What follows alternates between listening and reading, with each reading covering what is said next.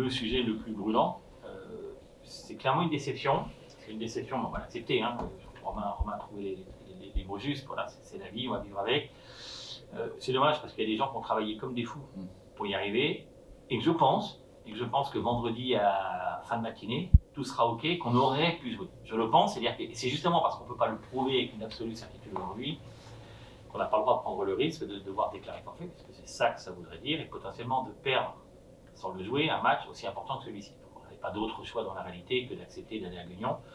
Voilà, je voulais dire que je suis déçu pour tous ceux qui ont travaillé sur le projet, que ce soit au sein de la ville de Martigues, que ce soit au sein des entreprises fournisseurs, prestataires, mais aussi pour les joueurs qui se faisaient un plaisir. D'ailleurs, la première question qu'ils ont posée dans le vestiaire à Paris, après la victoire, des fois ils parlent de primes quand ça gagne, mais ils ont parlé, est-ce qu'on va jouer à Turcan vendredi prochain?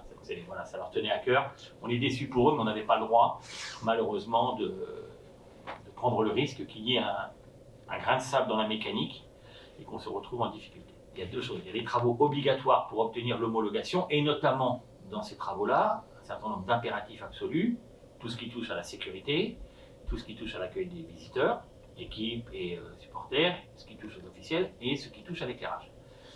Tous ces éléments-là ont été réalisés, sinon on ne discuterait pas, on dirait voilà, on n'y est pas et on ne peut pas. C'est un peu pour ça que je vais remettre un peu l'église au milieu du village, si vous me permettez. Ça c'est fait. Effectivement, la difficulté que l'on rencontre, c'est que les travaux, une fois réalisés, doivent être soumis à un bureau de contrôle. Et que les bureaux de contrôle, ils n'ont pas forcément que le Stade Turcan comme client, ils ont aussi besoin, comme leur nom l'indique, de contrôler, et que c'est l'accumulation de ces opérations administratives, on ne parle pas d'opérations de chantier, d'opérations administratives de dernière minute, qui a fait dire à la Ligue, et moi je prends en compte la décision de la Ligue, le risque existe, est-ce que vous, et Martigues, vous êtes prêts à prendre le risque de ne pas jouer le match, un peu comme Tours en Coupe de France, c'est un tout petit peu différent, et donc d'accepter de prendre le risque de le perdre sur tapis vert? La réponse est évidemment non. Évidemment non. Donc on est frustré, on est déçu, mais voilà, on sera là le 24, et puis on n'a qu'à prendre des points à Guignon déjà, et ce sera très bien, et on passera à autre chose. Les travaux qui permettent l'homologation sont là, ils sont faits. Ils sont faits. Le seul sujet, c'est que la commission de sécurité va délivrer son feu vert demain au mieux. Demain, nous, on ne peut pas se dire, les gars, à 19h, on prévient Guignon qu'on va à Guignon, on prévient Clermont qu'on va à Guignon. Moi, j'ai eu Clermont hier soir, ils m'ont appelé à 21h, je leur ai dit la vérité, il faut se respecter entre adversaires. Nous, on ne souhaitait pas communiquer avant aujourd'hui, Clermont a immédiatement communiqué en interne, c'est sorti comme ça, voilà, c'est pas grave en soi. Le stade appartient à la ville de Martigues, pas au FC Martigues. Et donc, il était légitime que la ville de Martigues annonce en premier. Parce que c'est le projet qu'elle porte, c'est le projet quand même, il ne faut pas oublier que les Martigues financent, c'est important, et qu'il était légitime, en tout cas à mon point de vue, que ce soit le cas. Moi, quand j'ai annoncé à le directeur général de Clermont, en plus un bon copain, quand j'ai annoncé qu'on ne jouerait pas, j'allais pas, quand il m'appelle à 21h30, j'étais déjà mal. Enfin, on allait partir d'ici, je ne vais pas lui dire autre chose que la vérité. J'aimerais pas d'ailleurs qu'on fasse ça. Donc je lui ai dit, écoute Yannick, entre toi et moi, on va jouer à Guignon. Ah merde, voilà la réponse, ah merde, vous avez prévu un avion qui s'est organisé pour venir ici, on va jouer à Guignon. Très honnêtement, je n'avais pas imaginé que 15 minutes après, ce serait publié.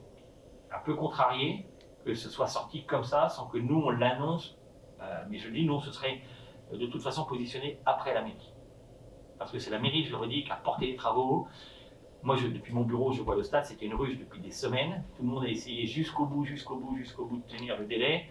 J'estimais normal que ce soit eux qui communiquent entre eux. C'est que ça. C'est une question de calendrier. Si on avait joué samedi, si le match avait été samedi, et d'ailleurs, on a demandé à être décalé à lundi soir, la Ligue a refusé. C'est pas la Ligue qui décide, c'est le diffuseur. C'est le diffuseur qui décide, qui choisit ses matchs, et le diffuseur, les relations entre la Ligue et les diffuseurs sont mitigées, on va dire comme ça, elles ne sont pas idéales.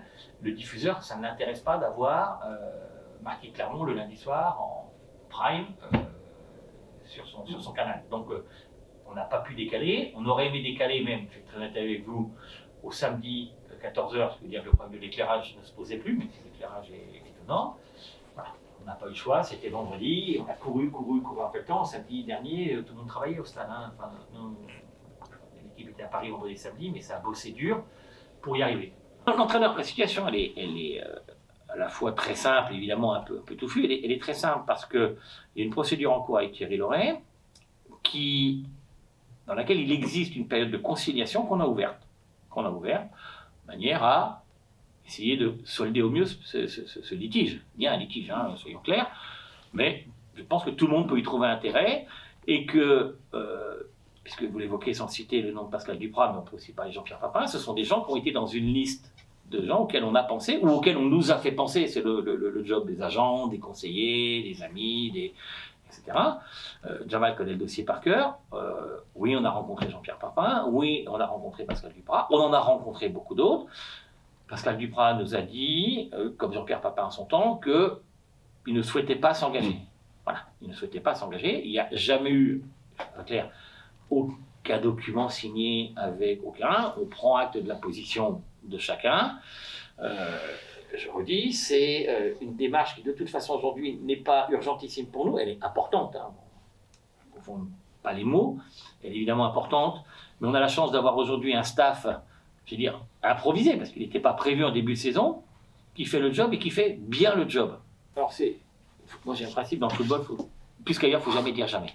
D'accord ? Parce que je peux vous promettre que si on gagne vendredi, et que si on gagne contre Amiens, et que si on gagne à Dunkerque, on va quand même y réfléchir. Non, c'est pas le sujet d'abord, mais je vais laisser Bouillon répondre à ça. Parce que c'est pas son souhait, il l'a dit clairement. Le truc. Donc vous ne pouvez pas vous appuyer sur un scénario qui lui-même ne s'appuierait pas sur la volonté de l'individu. Mais maintenant, je l'ai dit il y a 1 minute 30, on est ravis de la qualité, c'est plus qu'un intérim, de la façon dont l'équipe est prise en main. Parce que la victoire de vendredi, ne nous trompons pas, on peut le perdre ce match. Ils ont des occasions, enfin, on a vu le match. Paris peut plier le match, la frappe qu'il met sur le poteau, on est quand même un petit peu chanceux sur ce coup-là, par exemple. Hein. On était côte à côte.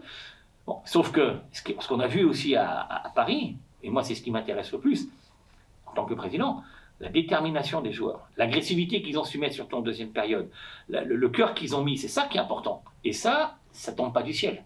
Et surtout quand vous revenez en deuxième mi-temps, transformé, je ne sais pas dans quoi, remotivé. Souvenons-nous le nombre de matchs où en revenant en début de deuxième mi-temps, on prenait le deuxième but, encore dernièrement à 3, c'est pas si vieux que ça, et on terminait pratiquement le match à la 50e minute de jeu. Là, pour le coup, c'est l'inverse. Moi, je dis que c'est pas le fruit du hasard. Non, Cédric Angebach était était lié à l'hypothèse Pascal Duprat. Donc, à partir du moment où l'hypothèse Pascal Duprat n'existe plus, et elle a existé, je ne vais pas mentir, on l'a rencontrée, je ne vais pas de cachette, tout ne collait pas pour que ça n'était pas en tout cas la solution la meilleure, et c'est aussi la position claire de Pascal Duprat. Et comme on est des grands garçons, on s'est dit, c'est comme ça, c'est ainsi va la vie. Mais Cédric Angebach venait avec Pascal. C'était lié. Voilà, c'était lié.